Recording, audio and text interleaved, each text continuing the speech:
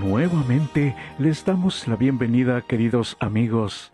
Título de la lección 3: El pacto perpetuo. Nuestro texto inicial se encuentra en Génesis capítulo 17, verso 7.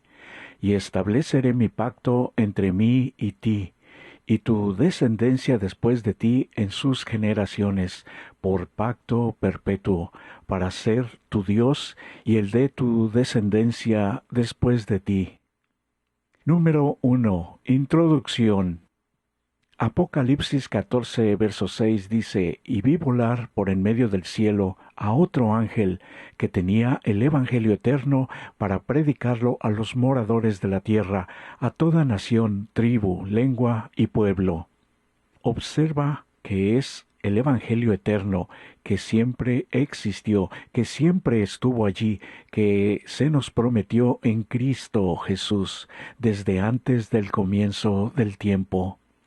Podemos ver Tito capítulo 1 verso 2.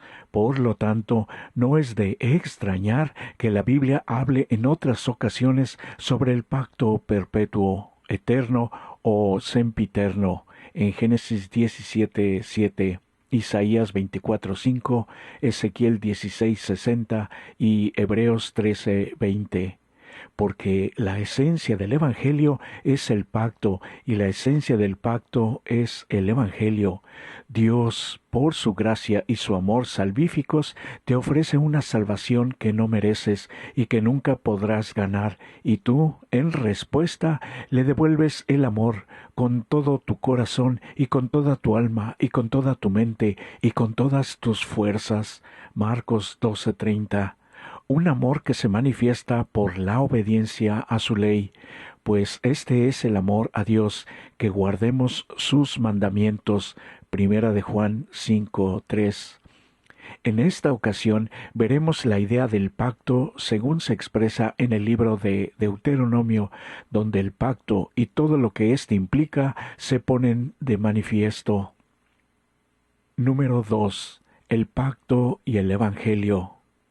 En la Biblia, de principio a fin, el pacto y el Evangelio aparecen juntos. Aunque la idea del pacto existía antes de la nación de Israel, por ejemplo, el pacto de Noé, y aunque la promesa del pacto se hizo antes de que existiera la nación de Israel, se expresó de manera prominente mediante la interacción de Dios con su pueblo, comenzando con sus padres, los patriarcas. E incluso desde el principio, la verdad central del pacto fue el Evangelio, la salvación solo por la fe. Al leer Génesis capítulo 12 versos 1 al 3, capítulo 15 versos 5 al 18 y Romanos capítulo 4 versos 1 al 5, ¿cuál fue la promesa del pacto que se le hizo a Abraham, más tarde a Abraham? ¿Y cómo se revela el Evangelio en esa promesa del pacto? Abraham creyó en Dios, creyó en las promesas que Dios le había hecho, y por lo tanto fue justificado ante Dios. Sin embargo, esta declaración no era gracia barata. Abraham procuró cumplir con su parte del pacto mediante la obediencia, como se ve en Génesis capítulo 22, en el monte Moria. A pesar de todo esto, su fe le es contada por justicia. Romanos 4:5.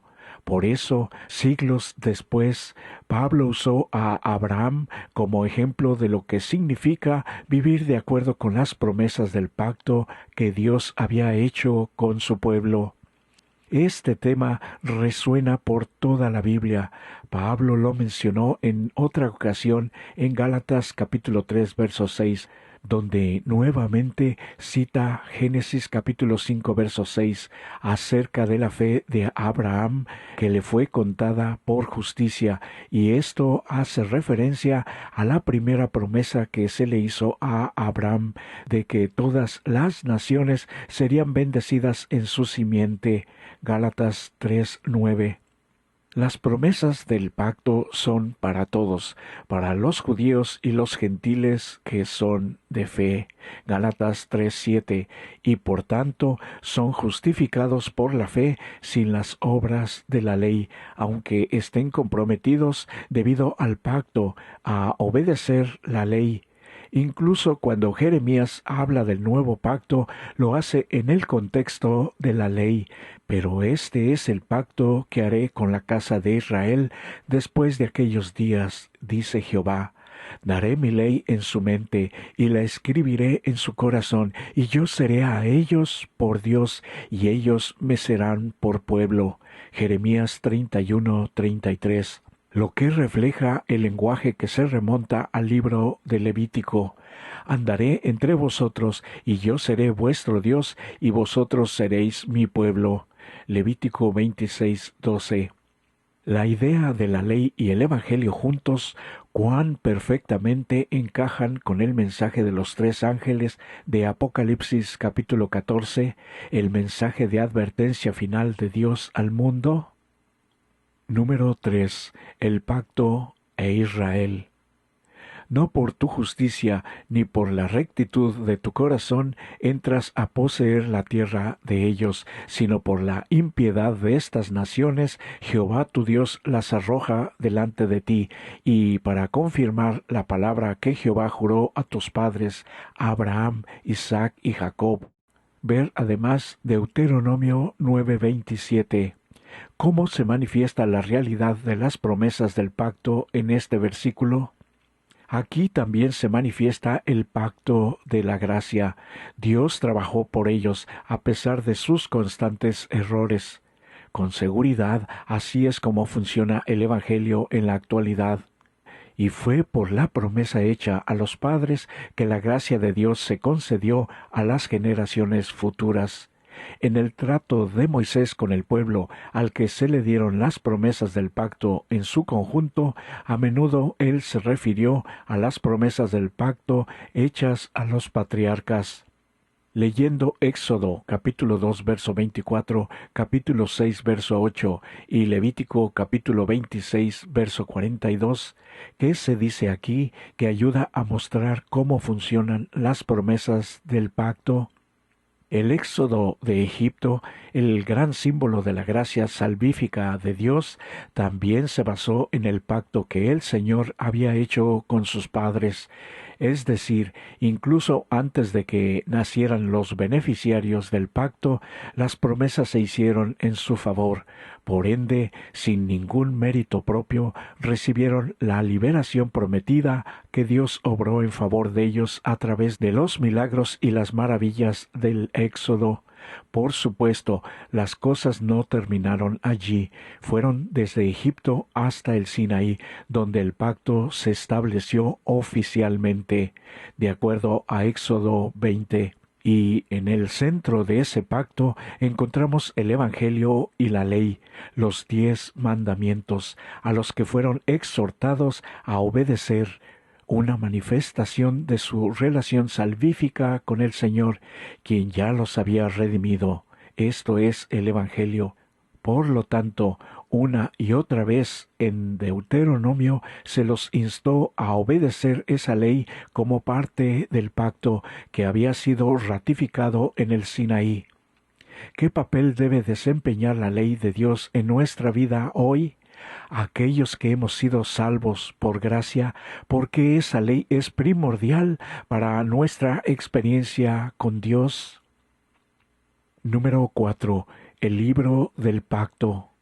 Aunque la idea del pacto, berit en hebreo, para describir la relación de Dios con su pueblo, se encuentra en toda la Biblia, esta palabra aparece tan a menudo en Deuteronomio que a Deuteronomio se lo llama el libro del pacto. Examina especialmente el capítulo 5, versos 1 al 21. ¿Qué sucede aquí que ayuda a mostrar cuán esencial es la idea del pacto, berit, en el libro de Deuteronomio? No mucho después de que los hijos de Israel fueron redimidos de Egipto, Dios estableció el pacto con ellos en el Sinaí, justo antes de supuestamente entrar en la tierra prometida. Luego, después de un rodeo de 40 años, justo antes de que ingresaran en la tierra prometida, que era una parte central de la promesa del pacto, de acuerdo a Génesis 12:7 y Éxodo 12:25, a través del vocero Moisés, el Señor les da nuevamente los 10 mandamientos, una manera de volver a enfatizar lo importante que era para ellos renovar también sus responsabilidades en el pacto. Sí, el Señor iba a cumplir sus promesas del pacto con ellos. No obstante, ellos ahora están comprometidos a cumplir su parte del trato. Y él os anunció su pacto, el cual os mandó poner por obra los 10 mandamientos, y los escribió en 2 tablas de piedra. Deuteronomio 4:13. Lo hizo en el Sinaí y ahora lo estaba haciendo de nuevo en Moab, justo antes de que ellos tomaran la tierra que se les había prometido mediante la promesa hecha a los padres siglos antes, una manifestación del pacto perpetuo que precedió incluso a la existencia del mundo. Desde antes que fueran echados los cimientos de la tierra, el Padre y el Hijo se habían unido en un pacto para redimir al hombre en caso de que fuese vencido por Satanás. Habían unido sus manos en un solemne compromiso de que Cristo llegaría a ser el fiador de la especie humana. Cuando leemos Deuteronomio capítulo 5 verso 3, ¿cómo entendemos este versículo? ¿Qué les estaba queriendo decir Moisés? Lo más probable es que Moisés estuviera enfatizando el hecho de que sus padres ya no estaban y que las maravillosas promesas del pacto hechas a los padres ahora se estaban cumpliendo en ellos. Esta podría haber sido la manera en que Moisés les hizo saber que no debían equivocarse como había hecho la generación anterior. Las promesas y los compromisos son ahora de ellos, así como nosotros que estamos casi por entrar a la tierra prometida, a la celestial. Número 5. Su pueblo especial. Es difícil para nosotros hoy entender gran parte de cómo era el mundo antiguo en la época en que Israel vagaba por el desierto. Si surgieron y desaparecieron imperios enteros y hoy solo quedan ruinas, si es que quedan, ¿qué podemos saber de muchas de las naciones paganas más pequeñas que vivieron en el mismo territorio que Israel? No mucho, pero sí sabemos una cosa, estos pueblos estaban sumidos en el paganismo, en la desobediencia, el politeísmo y algunas prácticas totalmente degradantes que incluían el sacrificio de niños. Intenta imaginar cuán degradante y malvada sería una cultura y una religión donde abusan a los niños y todo en nombre de algún Dios que supuestamente aprobaba todo esto. ¡Qué terrible! Con razón, vez tras vez, a lo largo de la historia del antiguo Israel, el Señor le había advertido a su pueblo que no siguiera las prácticas de las naciones que lo rodeaban. Cuando entres a la tierra que Jehová tu Dios te da, no aprenderás a hacer según las abominaciones de aquellas naciones, ni de sus líderes. Deuteronomio 18:9. Y esto es porque Dios había llamado a esta nación con un propósito muy especial. Al haber hecho el pacto con Dios, iban a ser un pueblo especial, un testimonio para el mundo del Dios que creó el cielo y la tierra. Al leer Deuteronomio capítulo 26 versos 16 al 19, cómo se resume la relación del pacto entre Dios e Israel en estos versículos, su fidelidad al pacto, cómo debería manifestarse en la clase de pueblo que llegarían a ser, qué lecciones podemos extraer para nosotros también.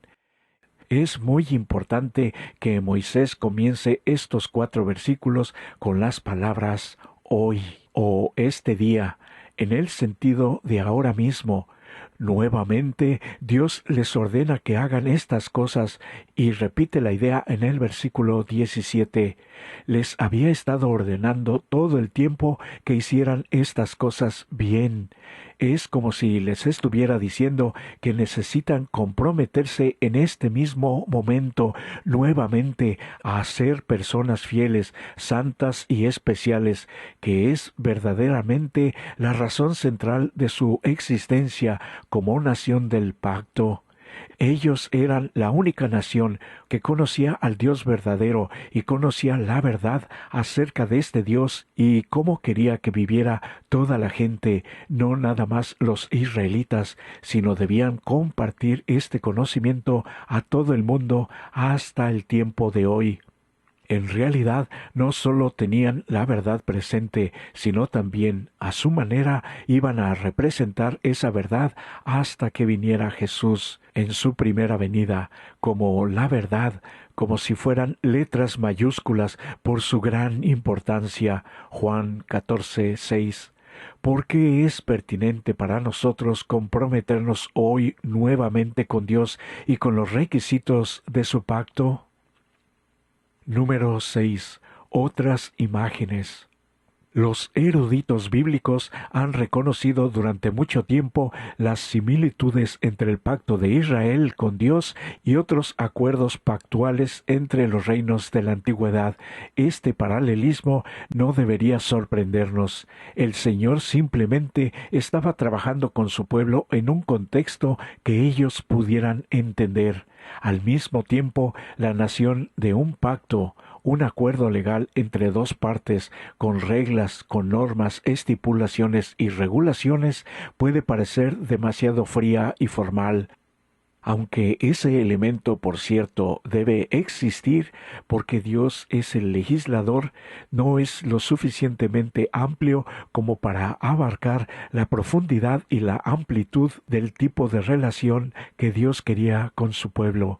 Por lo tanto, Deuteronomio utiliza otras imágenes que ayudan a retratar la misma idea que el pacto entre Dios e Israel, pero solo para darle dimensiones adicionales.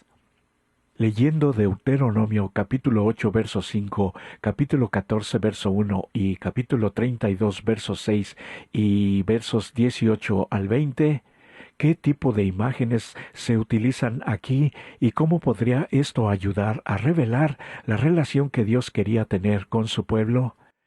Podemos leer también Deuteronomio capítulo 4 verso 20 y capítulo 32 verso 9. ¿Qué imágenes se utilizan aquí y cómo éstas también ayudan a revelar el tipo de relación que Dios quería mantener con su pueblo? En cada uno de estos casos existe la idea de la familia, que idealmente debería ser el vínculo más estrecho, cercano y amoroso, que incluso fue creado por Dios y debe mantenerse hasta ahora. Dios siempre ha querido este tipo de relación con su pueblo, incluso después del vergonzoso rechazo de Jesús durante la ocasión de su sacrificio en la cruz. Jesús le dijo a María después de resucitar: «No tengan miedo. Vayan y díganles a mis hermanos que se dirijan a Galilea y que me verán allá». Mateo 28:10. Incluso como el Cristo resucitado se refirió a los discípulos como mis hermanos, un ejemplo de amor y de gracia que fluye del amor por quienes evidentemente no lo merecían. Eso es, en esencia, lo que siempre ha sido la relación entre Dios y la humanidad, la gracia y el amor para los que no lo merecen. ¿Qué tipo de relación tienes con Dios? ¿Cómo puedes profundizarla y aprender a amarlo mientras al mismo tiempo comprendes tu compromiso de obedecer su santa ley, los 10 mandamientos? ¿Por qué estas dos ideas no son contradictorias sino complementarias? Número 7. Conclusión. Y para meditar tenemos lo siguiente. El espíritu de servidumbre se engendra cuando se procura vivir de acuerdo con una religión legalista, mediante esfuerzos para cumplir las demandas de la ley por nuestra propia fuerza. Solo hay esperanza para nosotros cuando nos ponemos bajo el pacto hecho con Abraham, que es el pacto de la gracia por medio de la fe en Cristo Jesús. El Evangelio predicado a Abraham, por medio del cual tuvo esperanza, es el mismo Evangelio que nos es predicado a nosotros hoy, mediante el cual tenemos también esta maravillosa esperanza. Abraham contempló a Jesús, quien es también el autor y consumador de nuestra fe. Desde antes de que fueran echados los cimientos de la tierra, el Padre y el Hijo se habían unido en un pacto para redimir al hombre en caso de que fuese vencido por Satanás. Habían unido sus manos en un solemne compromiso de que Cristo llegaría a ser el fiador de la especie humana. Cristo había cumplido ese compromiso. Cuando sobre la cruz exclamó, «Consumado es», se estaba dirigiendo a su Padre. El pacto había sido llevado plenamente a cabo, a feliz término. Ahora declara, «Padre, consumado es. He hecho tu voluntad, oh Dios mío, he completado la obra de la redención».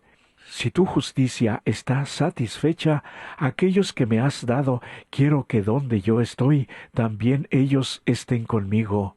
Qué maravilloso texto, Juan 19:30 y 17:24.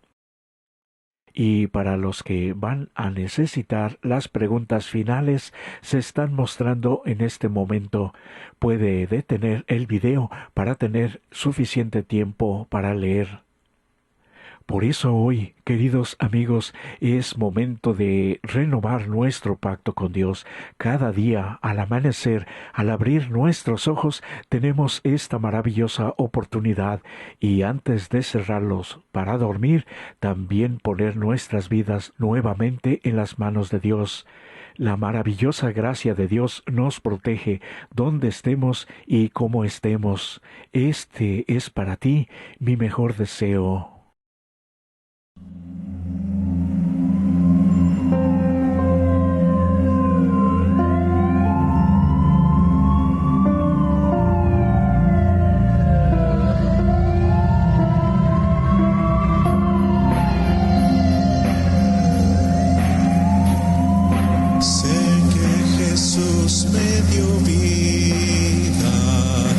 Me cuidará en mi partir.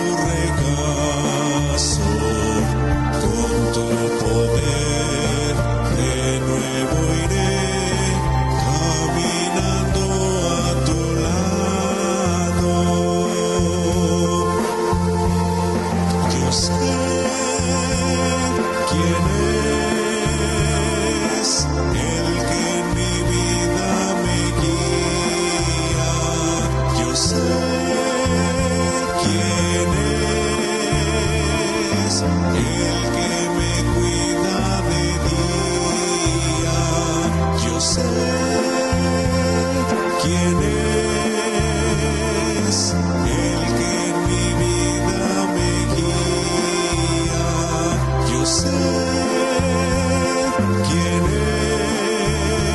es el que me cuida de día y de noche será mi vigilia. Yo sé